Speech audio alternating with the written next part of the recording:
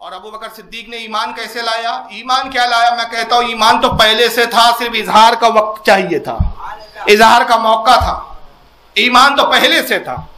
अगर ईमान ना होता तो हुबल को सजदा कर लिया होता, मनात के सामने झुक जाते। माबूदों के सामने ना झुकना इस बात की दलील है कि वो अहले ईमान थे, अहले तौहीद थे। अब सिर्फ अहले रिसालत बनना है। नबी करीम सल्लल्लाहु अलैहि वसल्लम ने ऐलान नबुव्वत किया 20 साल पहले। हुजूर के ऐलान नबुव्वत से 20 साल पहले ख्वाब देखा।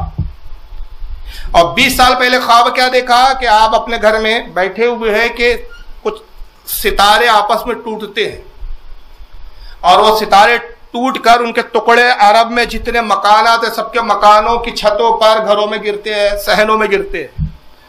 उन तारों में से एक टुकड़ा हजरत अबू बकर सिद्दीक के भी सहन में गिरा। ये ख्वाब देख रहे हैं। फिर देखते हैं कि धीरे धीरे वो जितने टुकड़े टुकड़े थे वो गायब हो गए, मिट गए।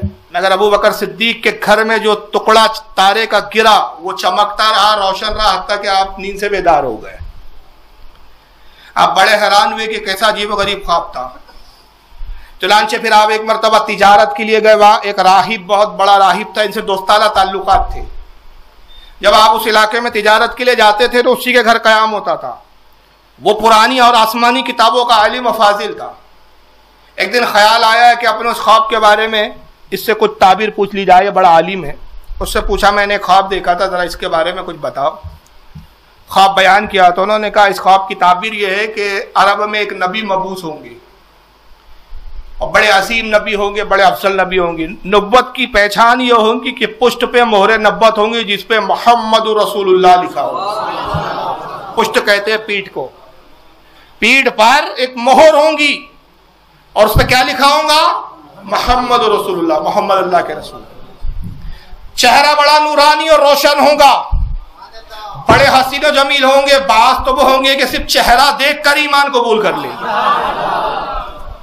बड़े अजीब कबीले में पैदा होंगे। उससे सिफतें बताई और कहा अबू बकर तुम वो शख्स होंगे जो सबसे पहले उसके नबुव्वत की तस्दीक करोगे और तुम वो पहले शख्स होंगे जो उसके खलीफा बनाए जाओगे। तुम वो पहले शख्स होंगे जो उसके दीन की इशाअत करोगे। तुम वो पहले शख्स होंगे कि तुम उसके दीन के गद्दारों को कत्ल करेंगे और उनका किला कुमा करोगे। अबू बकर तुम्हारे लिए बहुत ज्यादा अव्वलियत है, तुम्हारे एतबार से अव्वलीन होंगे। ये उसने पेशनगोई की।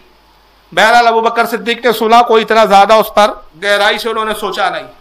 तिजारत से फारिग हुए और आपने सामान जो बच गया था तिजारत का समेटा, ऊँटों पे बार हुआ, गुलामों के साथ काफिला निकला।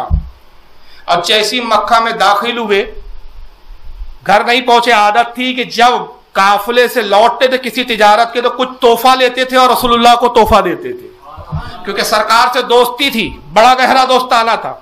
घर बाद में जाते थे, पहले रसूल से मुलाकात करते थे।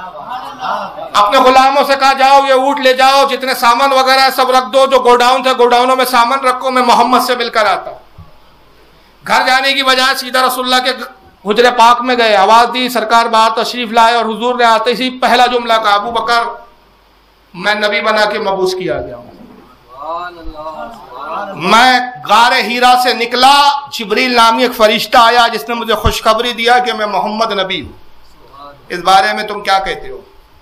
अबू बकर सिद्दीक ने सिर्फ एक बात पूछी, कहा कि मोहम्मद बेशक आपका अखलाक बड़ा बुलंद है, आपका किरदार बड़ा आला है, आप में नबी होने के बेशक सारे औसाफ है। मैं बचपन से आपको जानता हूँ, आपकी सीरत से वाकिफ हूँ। पूरे अरब में शरीफुन नफ्स आपसे ज्यादा मैंने किसी को नहीं पाया। आप में हर चीज है, कोई ऐब नहीं। खुलिकता मुबर्रअन मिन कुल्ली ऐबिन कान्नका कद खुलिकता कमा तशाउ, कि आपको अल्लाह ने ऐसा पैदा किया कि हर ऐब बेऐब बनाया, हर ऐब से पाक। कान्नका कद खुलिकता कमा तशाउ, आपको ऐसा पैदा किया जैसा खुद आप पैदा होना चाहते थे। कोई ऐब नहीं है आप में। मगर मोहम्मद से बस एक तसल्ली के लिए एक बात पूछता हूँ, आपके नबी होने की दलील क्या है? नबी वो होता है जो मोजिज़ा दिखाता है। मैंने सुना है कि मूसा अलैहिस्सलाम मोजिज़ा दिखाते थे, ईसा अलैहिस्सलाम मोजिज़ा दिखाते थे, सुलेमान अलैहिस्सलाम के पास भी तख्त का मोजिज़ा था। हर नबी के पास कुछ ना कुछ मोजिज़े रहे। आपका मोजिज़ा क्या है? सरकार मुस्कुराए का अबू बकर वो जो ख्वाब देखा था, क्या वो तुम्हें तेरे लिए काफी नहीं कि मैं नबी हूँ? वो ख्वाब का इजहार रसूल से नहीं किया था, सिर्फ अबू बकर जानते थे, वो एक राहिब जानता था, उसके अलावा ज़ाहिरन कोई और नहीं था। जैसे ही उस ख्वाब का जिक्र किया, अबू बकर सिद्दीक ने दस्ते मुबारक को बोसा दिया और कहा, या रसूलल्लाह, मैं गवाही देता हूं कि आप मोहम्मद अल्लाह के रसूल हैं।